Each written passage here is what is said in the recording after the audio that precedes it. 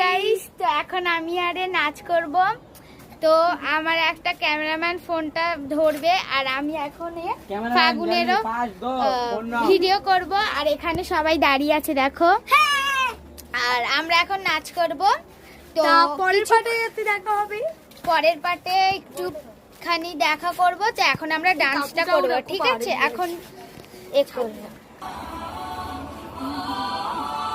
এ cameraman ভাল না। ঠিক কর।